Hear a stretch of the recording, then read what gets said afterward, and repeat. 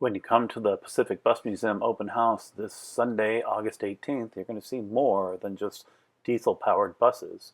You're also going to see some of our favorite gasoline-powered buses.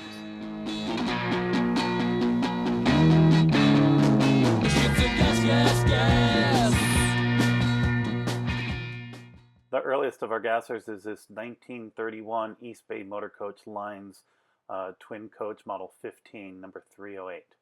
Next up is our 1948 bus number 80 Monterey Salinas Transit. It's a twin coach running a Fagel 6-cylinder gasoline engine. Our 1951 Santa Cruz Transit number 2 is also a 6-cylinder gasoline engine. Our 1955 Glacier National Park number 77 is another Fagel 6-cylinder gasoline engine.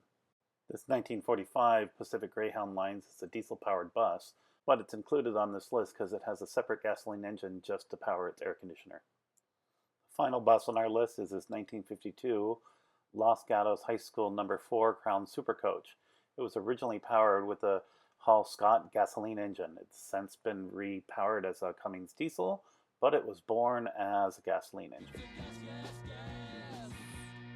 Come visit us in Fremont, California.